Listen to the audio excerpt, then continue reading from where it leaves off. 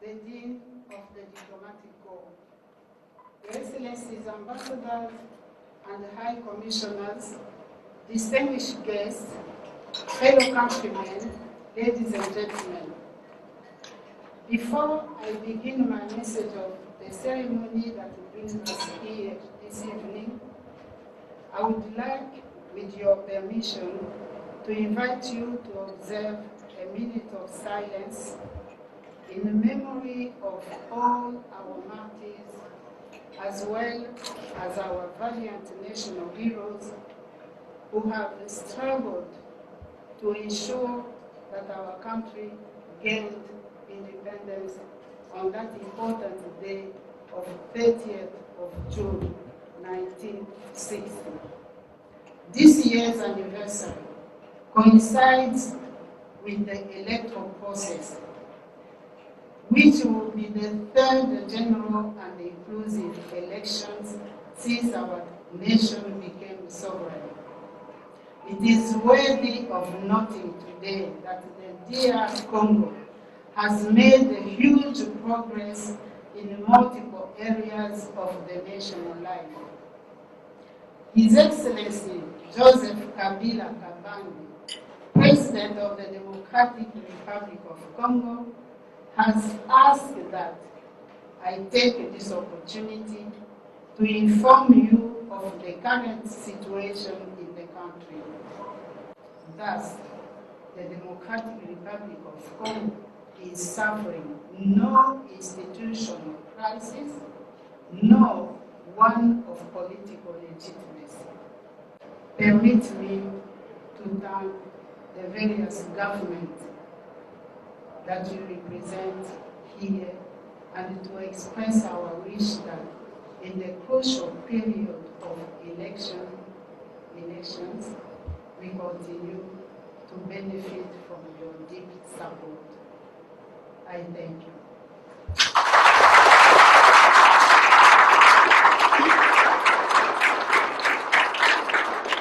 Indépendance, tcha-tcha, aux oubliés, aux Tipoisa, tcha-tcha, tout va guider, aux tables rondes, tcha-tcha, va gagner. Dans les années 60 ou même avant les années 60. Et nous devons toujours leur dire que c'est de la peine perdue parce que les Congolais, aujourd'hui, dans leur grande majorité, même s'il existe quelques inconséquents, vous voyez, certains sont aujourd'hui à Bruxelles pour construire l'avenir du Congo. Et ils trouvent qu'il faut aller à Bruxelles pour se réunir et annoncer je ne sais quelles conditions, alors que nous n'avons rien à voir avec la Belgique. Donc, il y a toujours des inconséquents, mais que la grande majorité des Congolais souhaitent maîtriser sa propre destinée. C'est pour cela que depuis 60, le pouvoir, en dehors de la parenthèse des 32 ans du régime dictatorial qui a été mis en place après l'assassinat de Mobutu, n'a jamais échappé, chaque fois qu'il y a eu des consultations démocratiques, aux forces patriotiques congolaises, aujourd'hui incarnées par le Front commun pour le Congo, que Joseph Kabila vient de structurer autour de lui. Monsieur le ministre Lambelemede, c'est cette catégorie des dirigeants auxquels vous faites allusion, et donc fait partie le ministre des Affaires étrangères Didier Reynders, qui tire en fait à vos yeux les ficelles s'agissant de cette agitation autour de l'organisation des élections chez nous. Est-ce que vous y voyez un lien avec les conclaves qui a lieu au moment où nous faisons cette émission dans la capitale belge, Bruxelles, des Congolais, des politiques, des acteurs politiques congolais qui quittent le Congo pour aller tenir des assises à Bruxelles? Poser la question, cher ami, c'est y répondre. Voyez-vous une seule raison qui pourrait pousser un homme politique congolais normalement constitué dans la dispensation politique actuelle de sentir le besoin de quitter le territoire de la République démocratique du Congo pour aller projeter l'avenir du Congo à 8000 km du Congo? Pour quelle raison il ferait cela s'il n'est pas influencé par ce que vous appelez des tireurs de ficelles? Est-ce que c'est les Belges qui vont voter?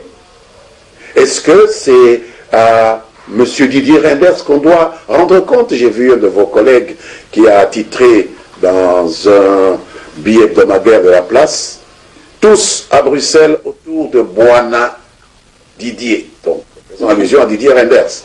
Bwana, c'est le terme que les boys à l'époque coloniale donnaient à leur patron blanc. Ouais. Donc, cette survivance anachronique de la relation entre le cheval et le cavalier qu'on veut faire revivre, c'est une honte pour eux. À leur place, sincèrement, j'aurais honte devant mon miroir en me rasant chaque matin. Et je leur dis, messieurs, c'est au Congo que cela se passe. C'est au Congo que l'histoire du Congo doit être écrite par les Congolais, 58 ans après l'indépendance.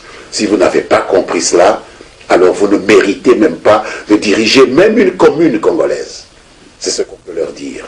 Et à ces Didier Reynders et tous les autres, je leur dis, oubliez ces prétentions à vouloir régenter les relations entre la Belgique et le Congo comme des relations entre un centre colonial, un centre impérial et une périphérie néocolonisée ou colonisée.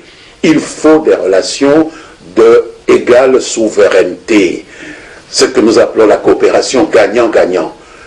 En cela, vous aurez beaucoup à gagner parce qu'il y a une expérience accumulée dans la connaissance de ce qui peut se faire au Congo en faveur de partenaires qui viennent honnêtement investir quelque chose en sachant que lorsqu'on retire des ressources d'un pays, il faut y laisser quelque chose en contrepartie à ceux qui en sont les propriétaires, c'est-à-dire le peuple de ce pays. Donc c'est une guerre qui est perdue d'avance. et pour Boana Didier, et pour les gens qui courent aux ordres de ce néocolonialiste patenté qu'est Didier Reynders. Monsieur le ministre, il n'y a pas que ces hommes politiques, ces acteurs politiques congolais, hein, qui, au lieu d'arranger les lits du Congo au Congo ici, vont tenter de le faire ailleurs.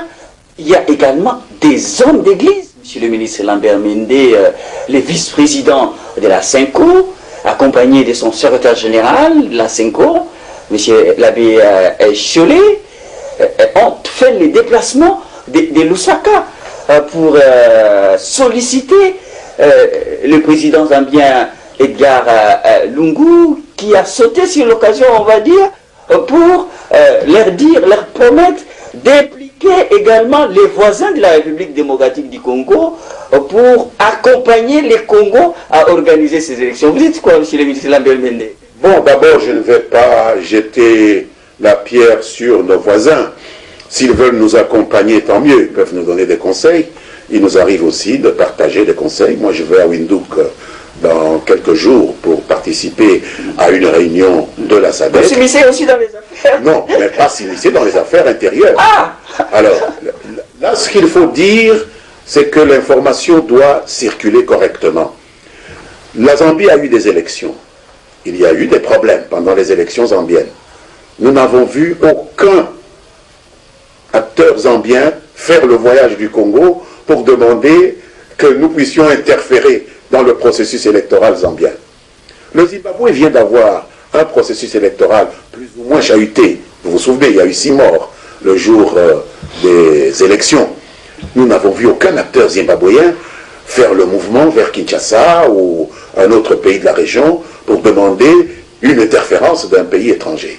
Mais cette attitude qu'ont les Congolais, notamment une partie de la hiérarchie de l'Église catholique, à vouloir nous ramener à ce statut de colonie internationale, puisqu'au fond, c'est ça qu'ils cherchent, nous ramener à cette situation d'avant, de 1885, où le Congo était la chose de tout le monde et de personne. Ici, tout le monde pouvait venir et Léopold II faisait la police. Donc ce qu'ils se proposent, eux, c'est un peu de devenir de nouveau Léopold II, où ils font la police, mais tout le monde peut venir se servir, à qui mieux mieux. Nous ne pouvons pas accepter cela. Et parlant de l'Église catholique, je discute souvent avec de jeunes curés, je discute avec certains évêques qui ne sont pas d'accord avec cette démarche de veulerie, cette démarche d'indignité caractérisée par certains d'entre eux qui vont chercher ailleurs ce qu'ils doivent trouver ici. Nous avons été dans une réunion au centre interdiocésain de Kinshasa, entre Congolais. Nous n'avons pas vu de partenaires étrangers.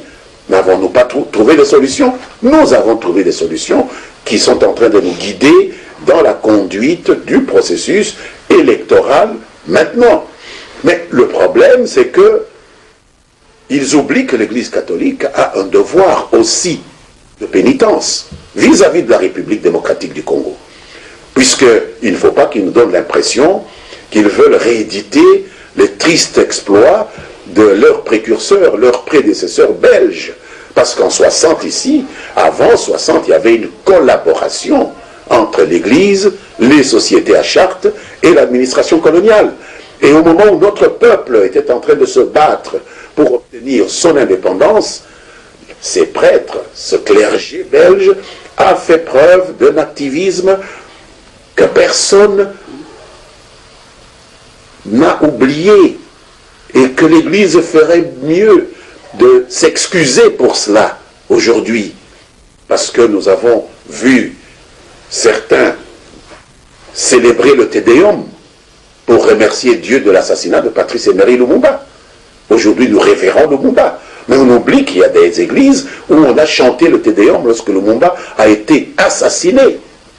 Nous sommes en train de révérer Lumumba ici au Congo, en Afrique, dans le monde entier, mais on oublie qu'il y avait des sermons qui étaient faits par certains prêtres belges à l'époque, et même certains Congolais de l'époque, qui disaient que avec le Mumba, ce serait le communisme. Votre femme, c'est la femme de tout le monde. Votre vélo, c'est le vélo de tout le monde. Votre maison, c'est la maison de tout le monde. Pour aider les colonialistes belges à rester.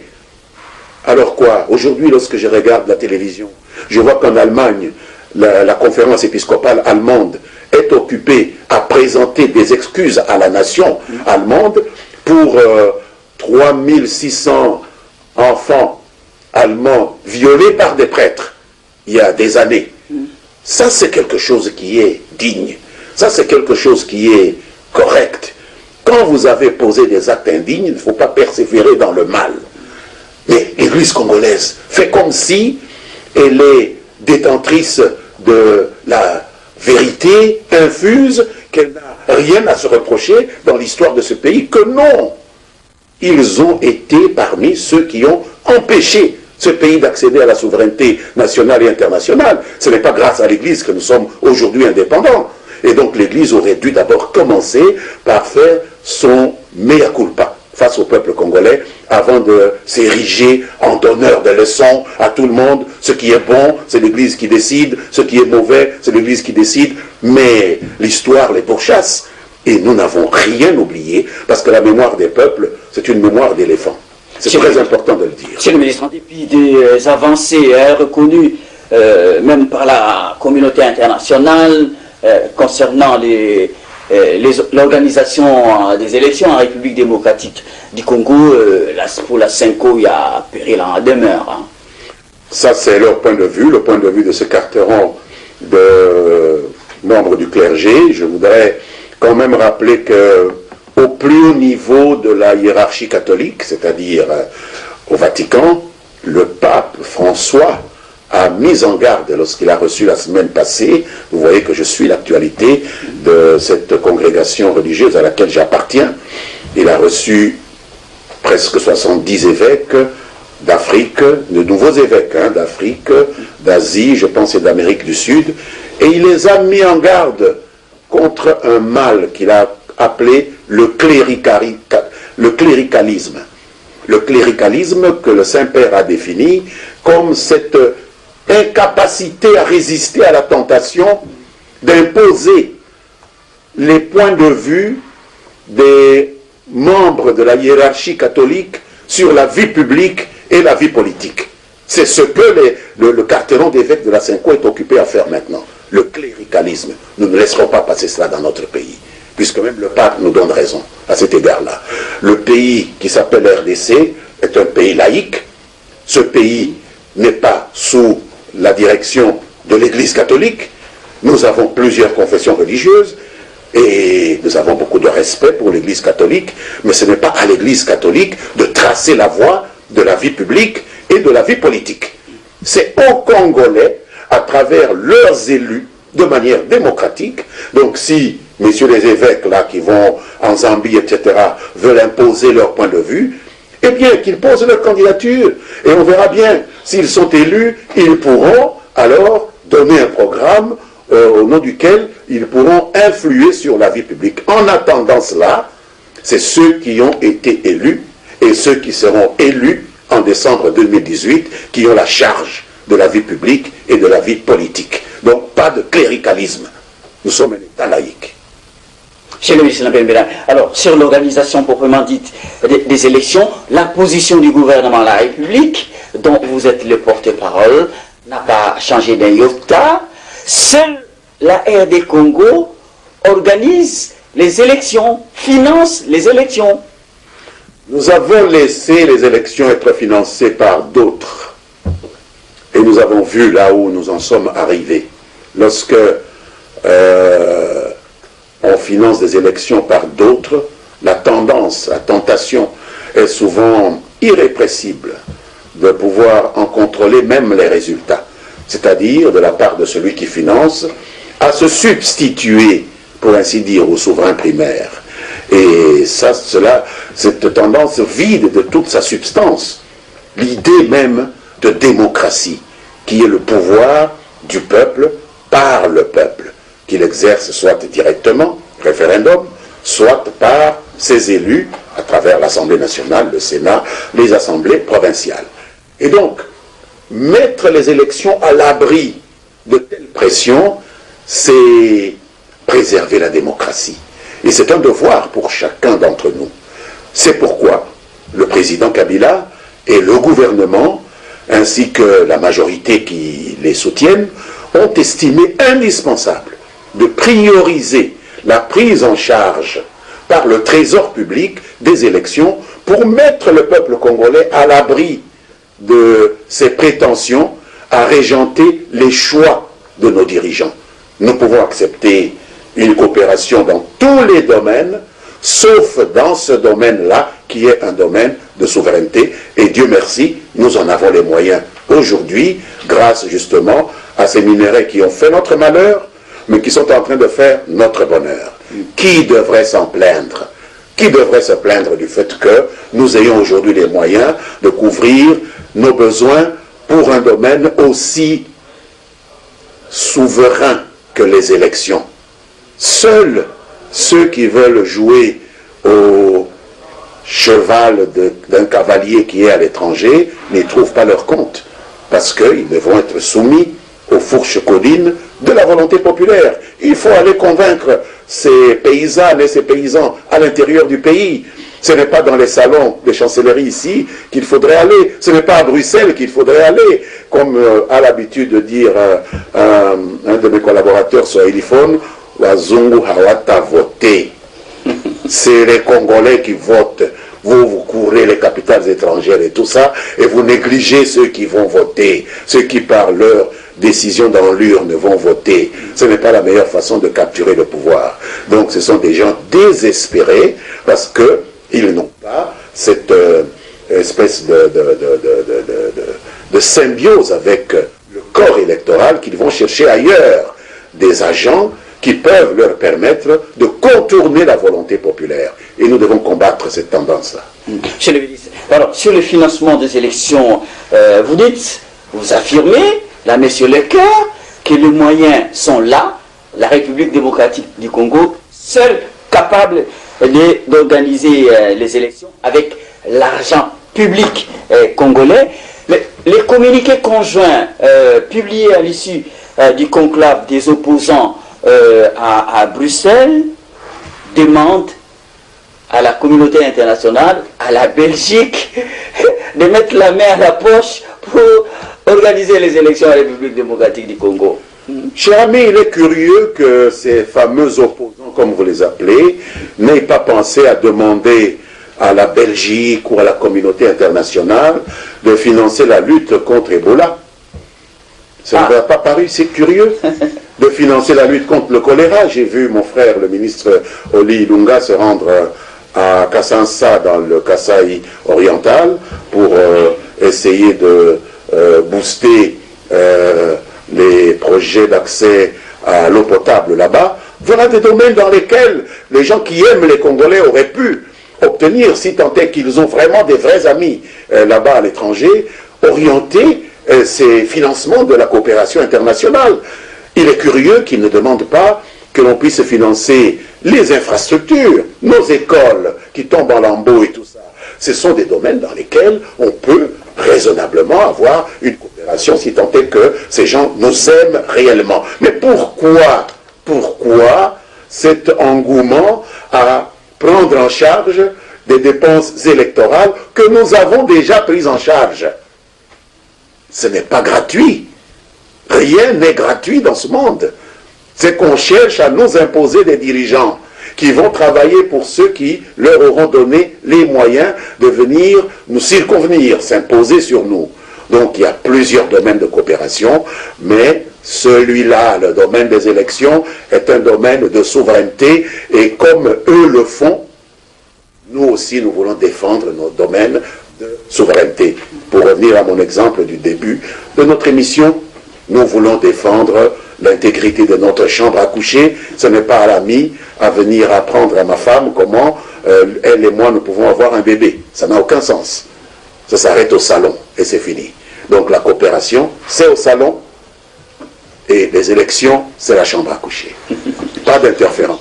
Quelle Pas métaphore. d'ingérence. Quelle métaphore, monsieur le Voilà. ministre. Alors, monsieur le ministre, J'espère que les gens comprennent mieux comme ça. Monsieur le ministre, Lambert Mende, sur le financement des élections par la République démocratique du Congo, par les gouvernements de la République, alors, est-ce que les plans des décaissements de la CENI est respectés?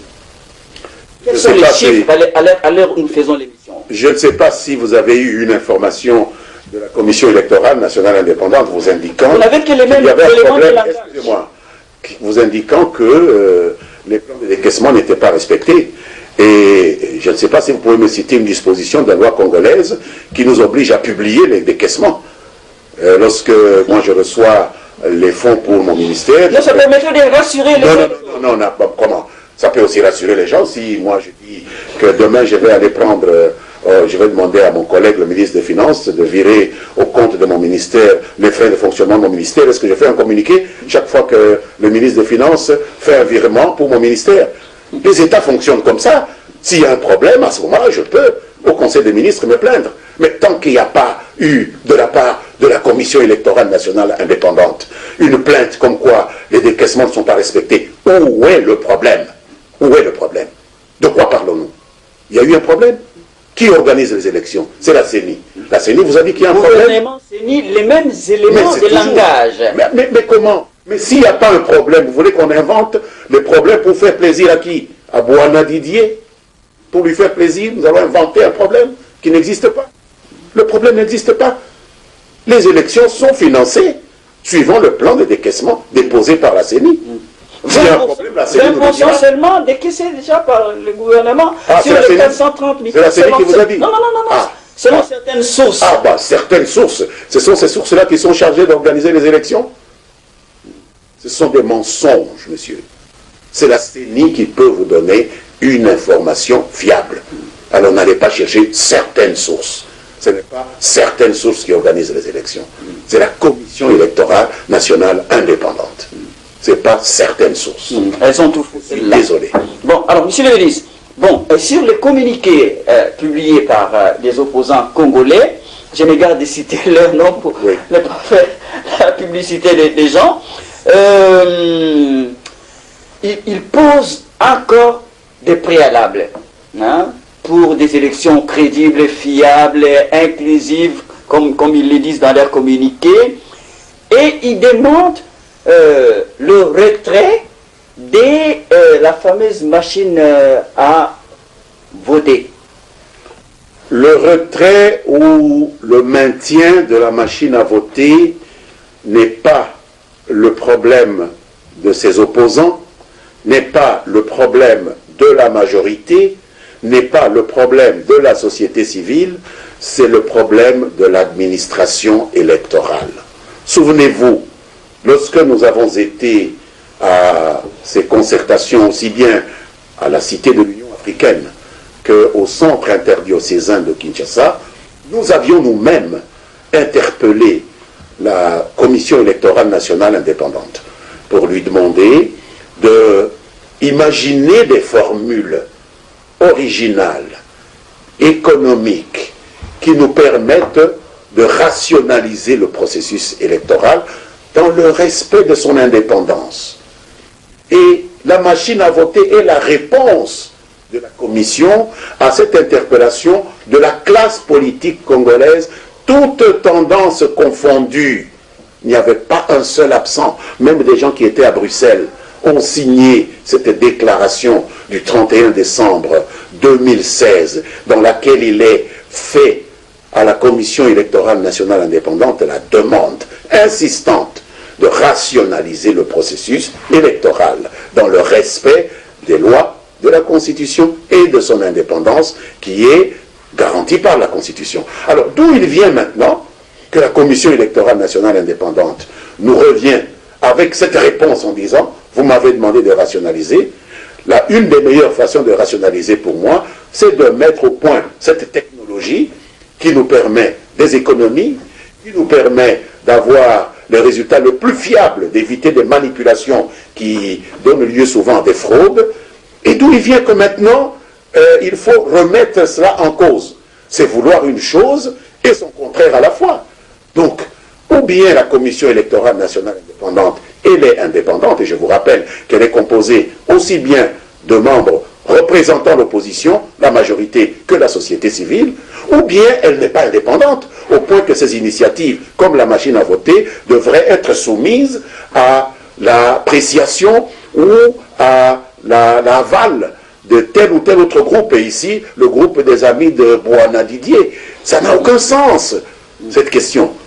Il faut laisser la commission indépendante nationale faire son travail. Et si on a des griefs contre cette machine à voter, qui les a articulés devant la Cour constitutionnelle, qui est la seule capable, ou l'Assemblée nationale, qui va rentrer maintenant en session, qui peut interpeller la commission pour lui dire, tiens, on a des preuves scientifiquement avérées que cette machine pose problème. Non, ce sont des déclarations comme ça, sans aucune élaboration. Vous savez, la machine à voter, c'est une technologie. Alors, si vous voulez apporter une critique, mais argumentez-la, élaborez-la. Ne venez pas comme ça avec des déclarations à l'emporte-pièce, à machine à voter égale machine à voler, et nous allons vous suivre comme des chiens de Pavlov. Non, nous sommes des hommes de raison. Il faut nous donner des raisons d'imaginer qu'il y a un problème. Donc jusque-là, nous n'avons vu aucun argument. C'est des trucs idéologiques. C'est des gens qui ont peur des élections. S'il n'y avait pas ce problème de la machine à voter, ils inventeraient autre chose. Puisque, souvenez-vous, en 2006, on n'a pas eu de machine à voter. Est-ce que les élections n'ont pas été contestées? On n'a pas fait une guerre civile ici à Kinshasa dans les rues? On n'a pas tué des gens? Est-ce que c'était à cause de la machine à voter? En 2000, on n'a pas brûlé même la Cour suprême? En 2011, il y a eu de machine à voter? Il n'y a pas eu de contestation? Non, ces messieurs préparent la contestation simplement. Même si on enlevait la machine à voter, puisqu'ils ne sont pas prêts à aller aux élections, je peux parier, je mettrai ma main au feu, qu'ils trouveraient une autre raison pour contester, parce qu'ils ne sont pas prêts à aller aux élections, tout simplement. Monsieur le Président, vous parlez comme ça, ces opposants, ils rétorquent qu'il y a collusion entre le gouvernement de la République et la CENI. Le gouvernement est respectueux de la loi, le gouvernement est respectueux de la Constitution, et on ne peut pas faire reproche à un gouvernement de respecter la Constitution, puisque le premier devoir d'un gouvernement, c'est d'appliquer la loi. Le premier devoir d'un gouvernement, c'est de faire respecter la Constitution. Et la Constitution consacre l'indépendance de la Commission électorale nationale indépendante. Donc lorsque le gouvernement défend le principe de l'indépendance de la Commission électorale nationale indépendante, le gouvernement ne fait que être conforme à sa mission. J'ai personnellement des membres de mon regroupement politique qui ont été rétoqués pour la députation nationale ou la députation provinciale par la CENI. Je m'incline. Je m'incline. Je suis allé avec mes amis devant les différentes cours d'appel. Certains dossiers, nous avons gagné, d'autres dossiers, nous n'avons pas gagné, mais nous nous inclinons. Alors, nous voulons un état de droit, mais nous ne voulons pas respecter les normes, les b.a.-ba de l'état de droit, qui est le respect de la Constitution et des lois du pays. Donc on ferait grief à un gouvernement de respecter les lois du pays. C'est la première fois au monde que je vois cela. Donc le gouvernement devrait contester les lois du pays, les principes édictés par la Constitution pour trouver grâce aux yeux de ces messieurs. C'est quoi ce principe? Monsieur le ministre Lambert-Médé, vous parlez du respect des lois congolaises par le gouvernement de la République du Congo. Ces opposants-là, réunis à Bruxelles, est-ce que ces opposants, monsieur le ministre Lambert-Médé, balancent des phrases quand ils disent que la machine à voter est imposée au peuple congolais en violation de la loi électorale? Mais qui nous donne la disposition de la loi électorale qui interdit la machine à voter. Je ne sais pas si quelqu'un a entendu parler de la machine à voter avant que la Commission ne puisse annoncer que parmi les mesures de rationalisation du processus électoral lui demandées par les participants aux discussions de l'accord du 31 décembre 2016, elle mettait en branle un mécanisme consistant à imprimer le vote des personnes qui pouvaient être centralisés rapidement et qui pouvaient éviter l'utilisation de bulletins de vote trop volumineux, qui gênaient d'ailleurs la plupart des personnes chargées de faire leur choix, surtout la grande partie des Congolais qui ne sont pas des lettrés et qui peuvent travailler comme ça sur un écran avec des photos. Et donc, je ne sais pas si on a parlé de ça en 2016, si on a parlé de ça dans une législation quelconque. C'est une technique, c'est comme un bic, c'est comme un calepin, c'est comme un papier. Ça ne fait pas partie de la législation, ça fait partie des mécanismes de rationalisation du processus électoral. Et pas un moyen pour favoriser la victoire du FCC. Il ne suffit pas de dire que la machine à voter est un moyen pour favoriser la victoire du FCC. Encore faut-il le prouver. Personne, on vous a prouvé à vous cela, qu'il était possible de favoriser un camp ou un autre grâce à la machine à voter? Non. On le dit simplement. Mais qui vous l'a prouvé? Quelqu'un l'a prouvé un jour? Personne ne l'a prouvé. Donc nous n'allons pas nous contenter de déclarations comme ça. Nous sommes des intellectuels, vous et moi. Alors exigeons, soyons exigeants. Exigeons qu'on nous en fasse la démonstration. C'est tout ce que nous attendons. Ou encore les inscrits, près de 10 millions, sans empreinte. Mais 6 millions, on a dit. On a affiché,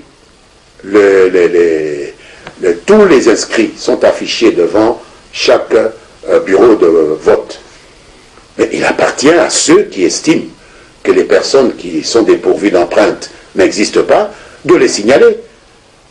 Et nous n'avons pas entendu jusqu'à présent quelqu'un dire, voilà, tel monsieur qui apparaît ici sur la photo n'existe pas, il faut absolument élaguer. C'est la raison pour laquelle on a, par précaution supplémentaire prévue, le mécanisme d'affichage pour permettre au public, à ceux qui ont des remarques à faire sur la composition du corps électoral, de signaler l'existence de personnes qui ne doivent pas, excusez-moi, qui ne doivent pas y figurer.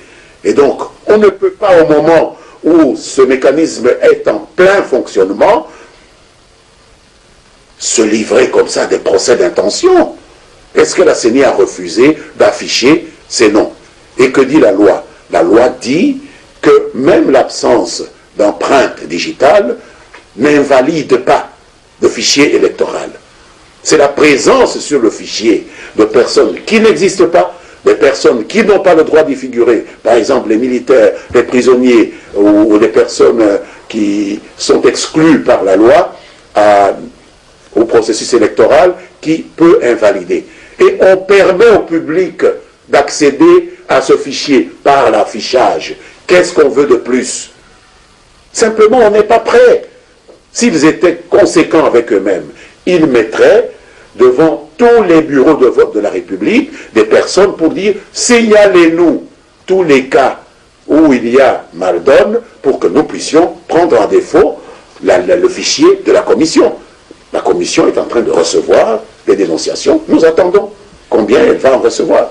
Monsieur le ministre, est-ce que vous partagez l'opinion de certains observateurs avertis de la politique congolaise qui estiment que ces préalables posés par ces opposants rétorqués et même qui sont validés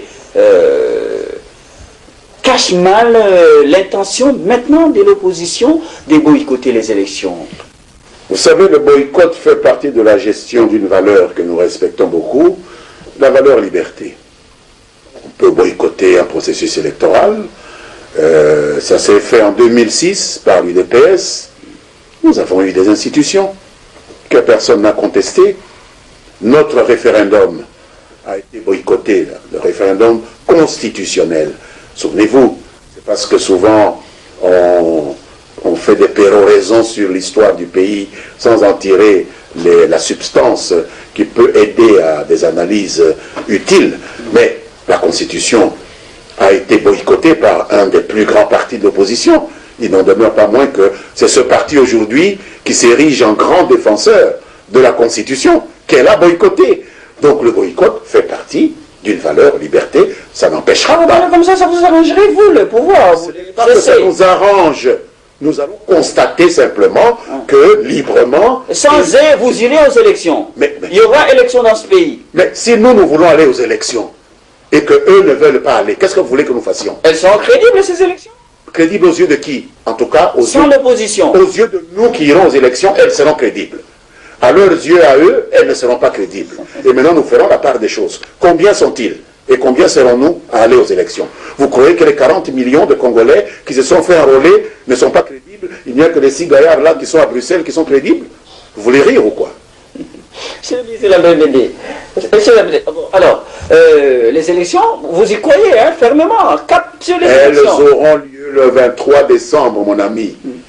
Elles sont inclusives, elles sont crédibles, parce que l'inclusivité se jauge au regard de la loi. Parce que l'inclusivité inconditionnelle, ça n'existe pas. L'inclusivité inconditionnelle, c'est-à-dire au mépris de la loi, ça n'existe pas. Ça veut dire que même un gamin de 10 ans peut se présenter. Parce qu'il va dire, non, au nom de quoi vous m'écartez? L'inclusivité, c'est conformément au texte de loi.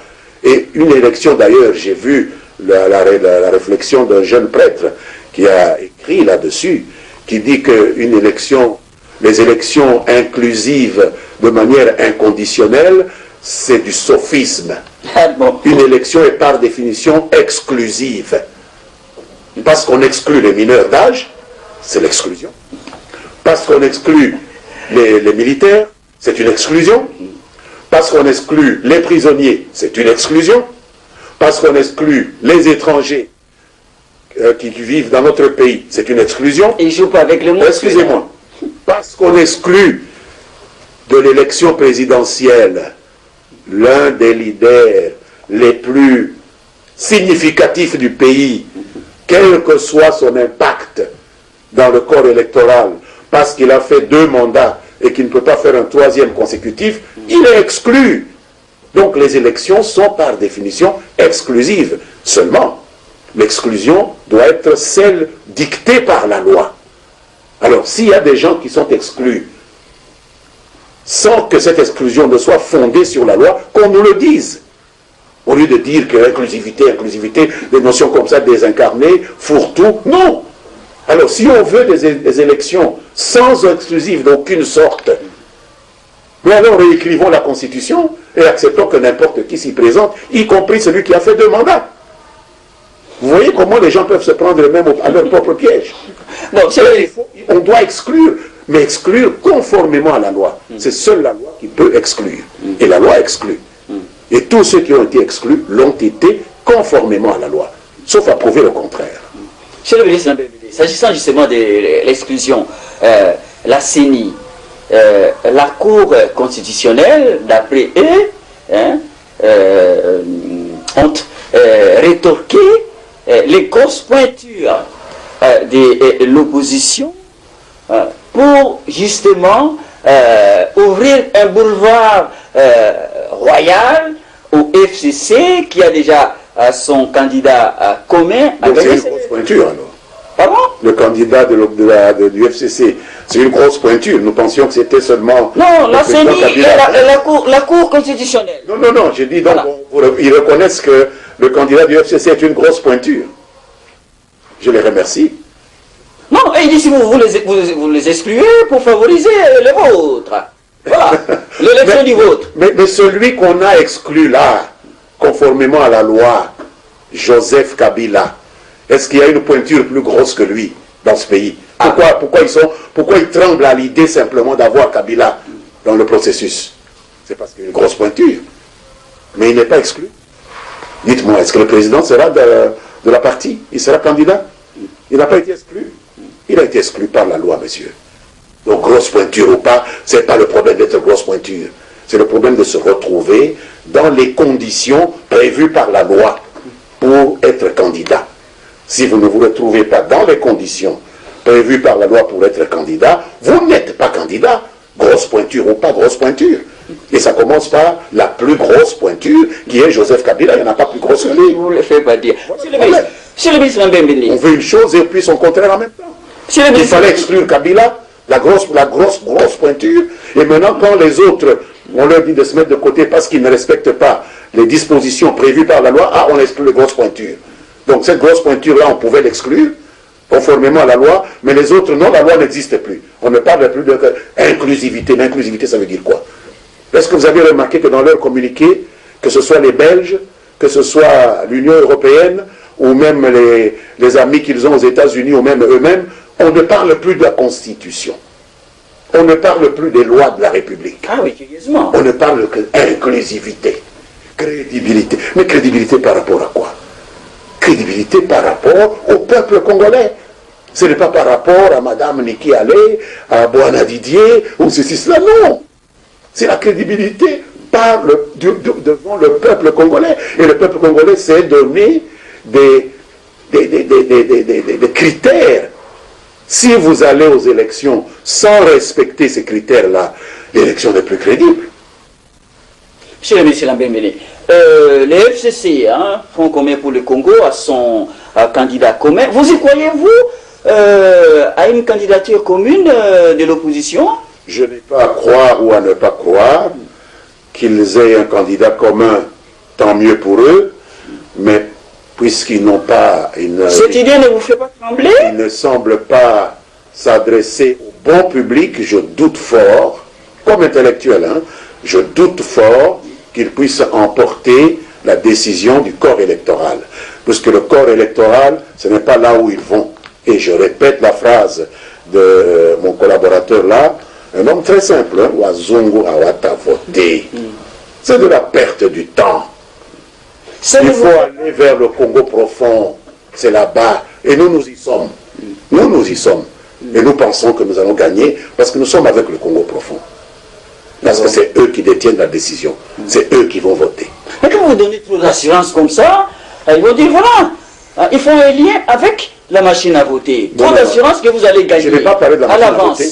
Non, eux, ils font un lien. Le Congo profond, c'est la machine à voter. Moi, je parle du Congo profond. Vous me parlez de la machine à voter. Non, moi, je parle du Congo profond. Trop d'assurance. Mais je ne suis pas eux. Je ne suis pas eux. Eux, ils peuvent dire ce qu'ils veulent. Ils peuvent même dire que nous faisons appel à Dieu, que nous sommes des magiciens, tout ce qu'ils veulent. Moi, je vous parle du peuple. Je ne fais pas 3 mois ici sans aller voir ceux qui ont la décision, chez moi. Et mes amis du Front commun pour le Congo, ils y vont. Ils vont à Bruxelles. Eux, ils vont dans les chancelleries et à Bruxelles. Et ces gens-là ne vont pas voter. Alors, je pense que ce qui va se passer est très clair. Mais c'est leur stratégie à eux. Ils préparent la contestation. C'est leur stratégie de remettre notre pays sous la dépendance de ceux dont il s'est libéré en 1960. C'est une stratégie criminelle, excusez-moi du peu. Cette stratégie ne tient pas la route. Nous ne sommes plus une colonie de la Belgique. Monsieur le ministre, l'idée d'une candidature, d'un candidat commun de l'opposition vous fait trembler, non? Non, pourquoi? Ce candidat commun, il va vaincre ce problème rédhibitoire de l'absence de contact avec le Congo profond, que je viens de dire ici, miraculeusement. Par quel miracle? En 3 mois, il va vraiment rattraper tout ce retard. Je vous mets la pression, il y a beaucoup de choses que les Congolais aimeraient le savoir de votre bouche. Il y a des chiffres qui circulent, chaque candidat a publié des chiffres, 100 milliards, les budgets, les programmes d'action et tout ça. À quand les chiffres donnés par les candidats du FCC, les programmes d'action? Je n'ai pas mission de brûler la politesse aux candidats du Front commun pour le Congo. Vous aussi, vous avez donné 100 milliards. C'est un intellectuel solide. Il est en train de préparer son document qu'il va soumettre au Front commun pour le Congo. Ce n'est pas un document personnel.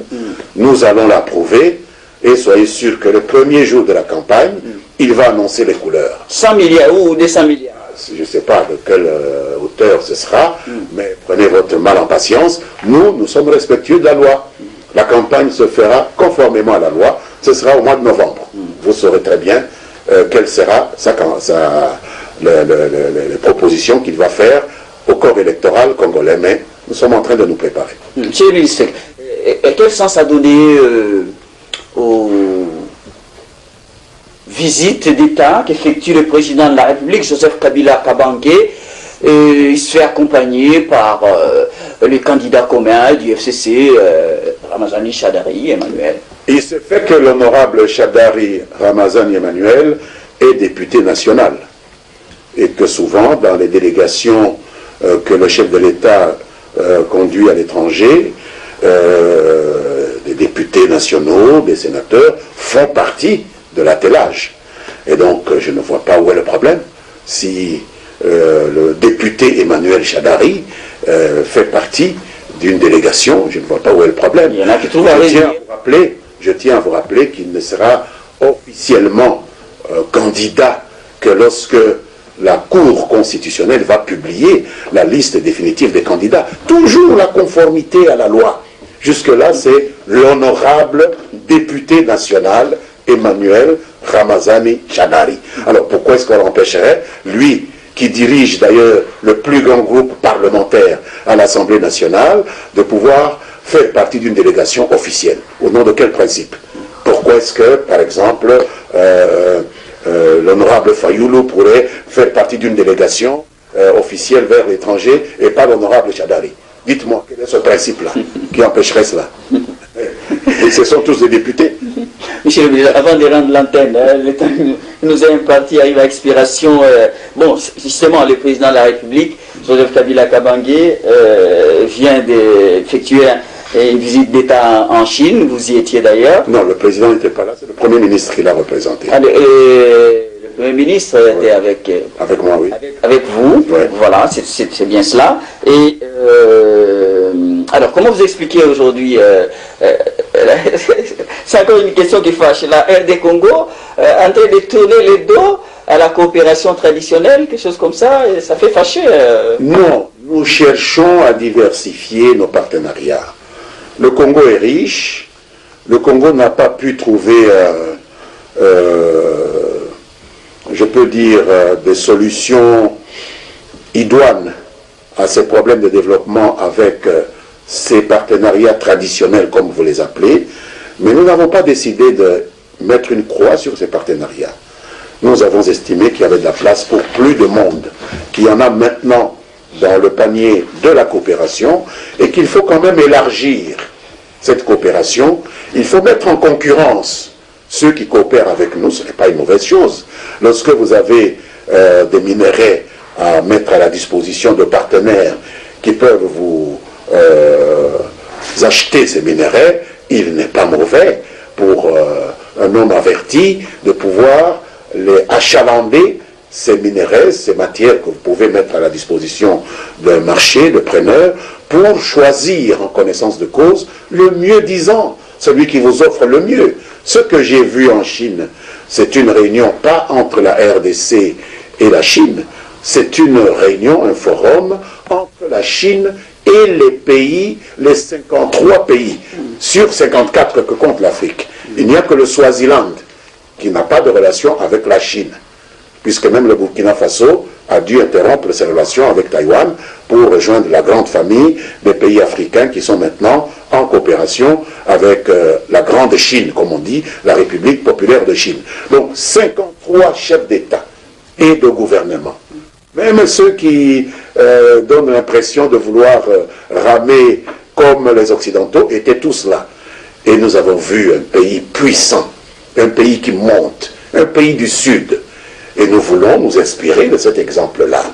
La Chine est un pays du Sud, est un pays émergent, dont nous pouvons nous inspirer aussi de l'exemple. Et qui n'a pas ce mépris, ce regard condescendant sur nous que certains de nos partenaires traditionnels portent sur nous. Et nous avons vu les capacités financières de ce pays, dont nous pouvons faire un profit pour notre peuple. Par exemple, pour cette session du Forum sino-africain de 2018 de Beijing, le président Xi Jinping a présenté un budget de 60 milliards pour les 2 ans à venir. Il a présenté des offres pour favoriser la formation de l'élite intellectuelle africaine, des jeunes Africains. 50 000 bourses d'études pour les Africains. 50 000 participations à des séminaires de mise à niveau en Chine. Donc 100 000 intellectuels, de jeunes qui vont pouvoir aller en Chine pour se mettre à niveau sur les technologies, sur les développements, etc. 1000 techniciens de haut niveau, des savants, qui vont être encadrés par la coopération chinoise. C'est des choses auxquelles nous n'étions plus habitués, parce qu'ici, lorsqu'on vous donnait 10 millions, c'était vraiment le cocorico, le monde entier devait savoir, et les 10 millions, 8 restaient là-bas, et 2 seulement ici. Mais avec les Chinois, les 60 milliards, nous négocions sur une base d'égalité. Nous négocions une coopération gagnant-gagnant. Mais nous ne disons pas que nous allons mettre une croix sur la coopération traditionnelle. Mais nous pensons qu'avec ces nouvelles relations, cette nouvelle ouverture sur la Chine, cela peut faire réfléchir nos partenaires traditionnels et modifier leur attitude de pingrerie, passez-moi le mot, et les appeler à ouvrir un peu plus la bourse en notre faveur. Donc ce n'est pas mauvais de mettre les partenaires en concurrence pour un bon père de famille. Monsieur, je ne sais pas si vous savez, ça fait justement jaser les partenaires traditionnels, s'agissant des 60 milliards annoncés par le président chinois, sans poser des conditions de respect des droits de l'homme. Mais qu'est-ce que le respect des droits de l'homme vient faire dans le développement économique? Les droits de l'homme, c'est un concept qui est un concept fourre-tout. Les droits de l'homme, ça n'a rien à voir avec la construction d'un pays. On a toujours critiqué la Chine, que la Chine ne respecte pas les droits de l'homme, mais allez en Chine et voyez un peu ce que la Chine a pu faire. Aujourd'hui, je ne pense pas que la Chine ne constitue pas aujourd'hui un exemple, même pour ceux qui prétendent lui donner des leçons. Donc nous pensons qu'il y a des secteurs qui peuvent être considérés comme indépendants des autres secteurs. Le développement économique est une chose, les droits de l'homme, la politique, c'est autre chose. Nous voulons coopérer sans que des gens viennent nous dicter comment nous devons défendre même nos droits. Nous n'avons pas demandé à la Chine de venir nous apprendre à désobéir à nos dirigeants. Or, en Europe, c'est ce qu'on apprend souvent à nos enfants. Vous voyez nos enfants qui sont en Europe, ce qu'ils font, on leur apprend la désobéissance. Ils n'étudient même plus. Mais nos enfants qui sont en Chine, ils sont occupés à accroître leurs connaissances et ils seront plus utiles pour nous. Vous croyez que ces jeunes gens qui battent le pavé à Bruxelles, à laver les assiettes dans les restaurants et tout ça, à jeter des cailloux sur les dirigeants ou les musiciens qui passent en Europe, ils vont nous apporter une valeur ajoutée en République démocratique du Congo? Je ne pense pas. Il ne faut pas confondre les choses. Nous sommes allés chercher une coopération pour le développement économique. Et donc il ne faut pas mélanger les genres. Monsieur le ministre, cette question, votre réponse à cette question sera la conclusion, votre conclusion, si je ne vous la pose pas, ces téléspectateurs m'en voudraient. Monsieur le ministre, il y a des voix qui s'élèvent pour appeler à une transition sans Kabila, encore. Il y en a d'autres qui s'élèvent pour appeler à une transition sans les institutions existantes, c'est-à-dire sans leurs animateurs. Vous dites quoi? Vous voyez, je vous avais dit que la machine à voter n'était qu'un prétexte, puisque même sans la machine à voter, ils auraient inventé d'autres choses, parce que le problème pour eux, c'est de ne pas aller aux élections. Comment il peut venir à l'idée d'une personne normalement constituée qu'on puisse aller à des élections qui sont prévues dans une constitution, qui sont prévues dans un corps de législation, en violant cette constitution, en violant cette législation, puisque la transition sans Kabila, c'est une violation de la constitution, parce que la constitution prévoit que le président qui est actuellement en fonction reste en fonction jusqu'à l'installation du nouveau président élu. Donc pour arriver à cette transition sans Kabila, il faut d'abord réviser la Constitution, monsieur. Alors, sans réviser la Constitution, on va simplement dire transition sans Kabila. Et si on révise la Constitution, qui vous dit que nous allons nous limiter simplement à cet article concernant la présence du président élu qui doit rester en fonction jusqu'à l'installation de son homologue élu, que nous n'allons pas demander qu'on puisse casser la disposition consistant à dire il n'y a pas 3 mandats consécutifs. Là, nous ouvrons la boîte à Pandore. Personne ne s'en sortirait. Je leur donne un conseil, restons dans les limites de la Constitution. Joseph Kabila a montré l'exemple, il a respecté la Constitution, chacun doit suivre cet exemple-là. Personne n'a à nous dicter ce que nous devons faire. Il y a eu des élections dans d'autres pays ici, autour de nous. Les gens ont tripatouillé des constitutions. Soyons heureux d'avoir eu un leader visionnaire, un leader respectueux de son peuple, respectueux de la volonté de son peuple, qui n'a pas tripatouillé la Constitution. Alors, s'il vous plaît, ne perturbons pas les écuries d'Augias, parce que nous ne nous en sortirions pas. Restons dans le strict respect de la Constitution. Le président reste en fonction jusqu'au jour où on installe le nouveau président élu. Et c'est en janvier 2019, ce n'est plus très loin. Pourquoi cette agitation? Pourquoi cet empressement? Cela n'aurait aucun sens. Voilà, merci Monsieur le ministre Lambert Mende, porte-parole du gouvernement, d'être passé en plateau des nouvelles dans ce soir, apporter tous ces éclairages dont les Congolais de l'intérieur comme de l'étranger et même ceux qui s'intéressent à la marche politique de la République démocratique du Congo. Merci encore, Monsieur le ministre. C'est moi. On vous retrouvera très bientôt. Merci à toute l'équipe technique qui m'a aidé à préparer, à réaliser cette édition des Nouvelles d'Onde qui se termine. À tous et à chacun, excellente suite des programmes sur notre antenne. Je vous dis à très vite et on se dit quoi? On continue de s'aimer. Bonsoir et à très bientôt.